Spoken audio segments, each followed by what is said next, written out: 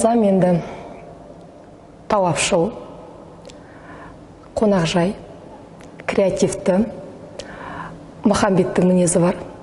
Анда-санда Жұмекенің жұмсағы бар. Фаризаның өзіне тән, өзіне жарасымды тәкаппарлығы бар. Осындай менің тұратын қайырымды қаланың тұрғындары. Мұғалім болар едім. Егер мұғалім болмай тұрып, қай мамандықты таңдайсың деп сұрақ қойса, яғни әуелгіде таңдамайтын едім. Мұғалім болудың кішкене тарихын айтып кетейінші. Ең бірінші мен универді бітірейін деп жатырмын, 4-ші курста оқып жатырмын. Мұғалім болам деп ойлаған жоқпын ешқашан. Үш жақты сонда түсіме кірмеген мамандық бұл. Мұғалім дейтін менің түсінігімде бір болады ғой, шәлісін жамылып жүріп, бір түрі кетіп қалған адамдар болады ғой, сондай бір көрініс, сондай картинға қалып қойдым. Содан кейін сол жаңаға биіктік қой, менің көз алдымда бір сұмдық жазушы немесе осылай бір атақты тұлғалардан интервью алып отыратын сондай жаттанды бір журналист қана көз алдымда болды. Кейін 4-ші курстан кейін бір өндірістік тәжірибе болады. Анау бізді жан-жаққа бөліп тастайды. Сол жерде бізге түскені анау Төле би дейтін ең бір Алматының шеткі аймағы. Сол жерде 2-3 тау асып келетін оқушыларды көрдік. Сол оқушыларға бір ай тәжірибе беру арқылы оларға түсіндік. Мұғалімнің керек екен, біз секілді мұғалімнің керек екен, өзі секілді толқындағы олардың өміріне қажет мұғалім керектігін түсіндік. Солай оқушы мен ашты, мен оқушыны аштым, солай ең алғаш мұғалімге деген махаббат оянды. Біз енді қалай етсек те көргеніміз қазақи тәрбие, тіліміз қазақ, тәрбиеміз қазақ, бәрібір қазақтықтан аттай алмаймыз. Айтты ма жаңа, буындар қақтығысы ол анау ежелгі тарихтан бар. Ол бола береді. Сондықтан әркім өз түсінігінде қалады. Кейін нәрселер бар өзгертуге тұрарлық, бірақ біз ол нәрсенің, яғни үлкен мұғалімдер болады ғой барлығы. Ондай жұмсауларды біз қалай түсінуімізде. Мысалы, бәрібір сен ондай жұмсау деп түсінбеу қажет оны. Оны бір әріптестік, әдемі бір сыйластық. Қазір бір болайын деп тұрған нәрсе бір әдемі әріптестік әңгіме шығар. Мүмкін әріптестіктен бөлек бір өмірлік әңгіме шығар, сол бір адамдардың. Бәрібір адамның өмірі келесі бір адамға ұқсайды. Ол бір заман басқа, адам басқа дегенмен әңгіме бір адамның ең бір баға жетпейтін терапиясы. Сондықтан ондай жұмсауларды жұмсау деп қабылдағаннан көрі, оны бір қайырлы дүние деп күткен екесе разылық бардар жағында. Яғни адамның қабылдауында, түсінуінде. Жоқ, жақсы мұғалім. Жалпы менің түсінігімде жақсы жаман дейтін теория жоқ. Менің жақсылығым біреуге жаман болуы мүмкін, жаман қылығым дейік, жаман іс-әрекетім дейік, біреуге жақсы болуы мүмкін. Жақсы жаманды да дәл процесс уақытында анықтай алмаймыз. Сондықтан мен егер өзіме баға беретін болса, мен қазір осындай мұғалімін деп айтатын дәрежеде емеспін. Жақсы мұғалім, мен мынандай ұстаным арқылы көрсем болады, яғни сол арқылы белгілесем болады. Әр оқушы тәрбиелеп отырған әр ұстаздың алдында екі түрлі мақсат болады. Мұғалім оқушыны не өз пәні бойынша емтиханға дайындайды, яғни ОБТ, олимпиада деген секілді, не оны өмірдің емтиханына дайындайды. Әрине жақсы мұғалімнің ұстанымы екінші.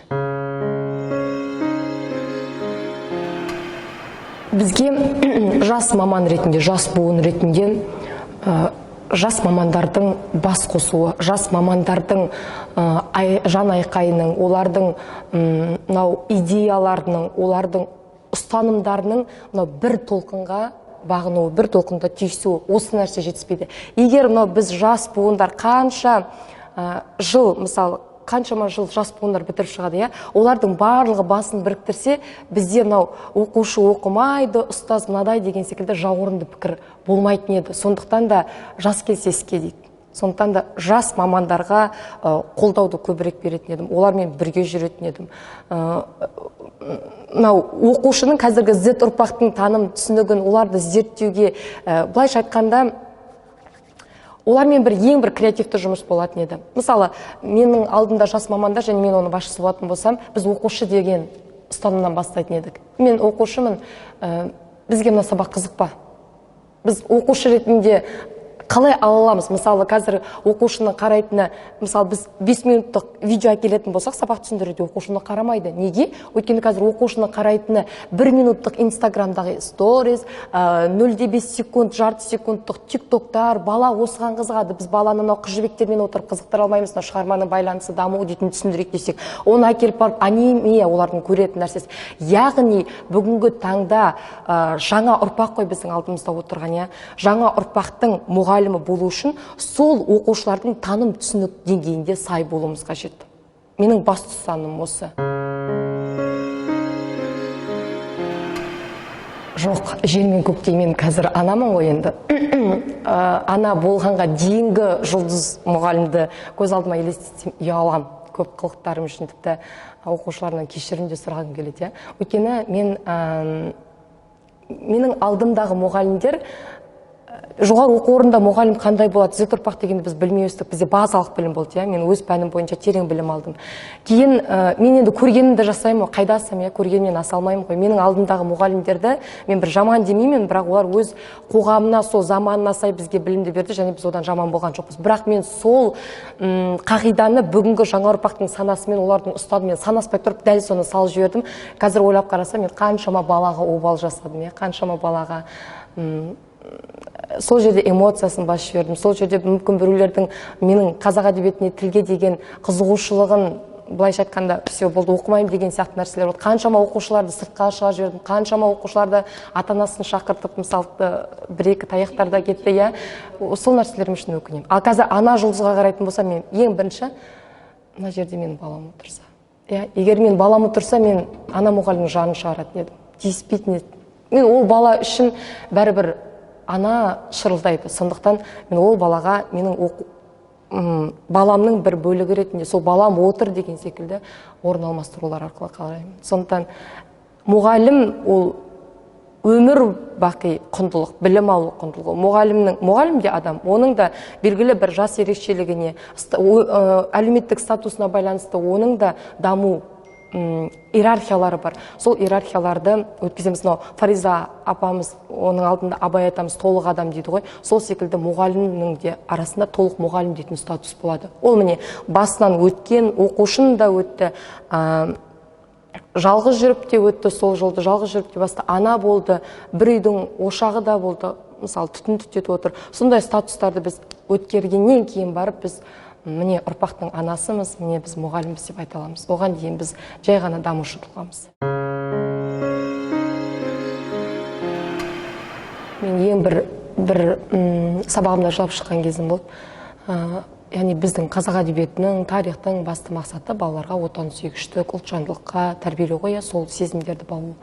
Бір күні енді Z ұрпақ деп айттық қой, жаңа оқушым айтады. Апай, осы қасиеттердің не қажеті бар дейді. Осы қасиеттерден біз не көрдік дейді. Мен айтам, айналайын, тәуелсіздікте отырсын, нанын жеп отырсын. Жоқ дейді апай. Біз осы қасиеттердің, мана ұлтжандылық, отансүйгіш деген қасиеттер арқылы бізде соғыстар болып жатыр. Бізде қаншама адамдар қырылып қалды дейді. Яғни әлемге жақсы адам болсаң болған емес пе дейді де. Шынымен, біз енді Жұмекенге қаншама ақын жазушыларды оқып шықтық. Олардың бір тағдырында өмір сүрген, солардың заманда өмір сүрмегенмен, солармен тағдырлас болдық, іштей, рухани деген секілді. Осы мәселемен ойындататын қазіргі ұрпақтың құнсыздану мәселесі. Рухани дүниеден бұрын материалдық дүние. Соғыстың қай жерден келеді дейтін дүние жоқ. Соғыс материалдық құнсыздану арқылы да болады. Мына жерде бізде рухани құнсыздану болса, мен қазір балам мәселен, қалай мен оған рухани тәрбие бере аламын? Бәрібір ата-ана оған айна емес, оған айнасы орта, оған айнасы ұстаз үлгі бола алады. Немесе оған қазіргі әлеуметтік желі. Мәселе осыда. Мен балама қайтсем ғана өзінің адам болмысын, азамат болмысын сақтай алатын қандай рухани тәрбие, қандай рух, қандай күш жігер бере аламын дейтін ой. Бұл мен оны қандай подход арқылы бере аламын дейтін ой. Осы ойым. Бұл енді уайым деп отырған жоқпын. барынша сол ұрпақпен үйлесуге, барынша олармен жағаласып өзіндікін де қыстырып қалуға, өзіндікін де айтып қалуға, салып қалуға барынша еңбектеніп жатыр, жұмыстанып жатыр.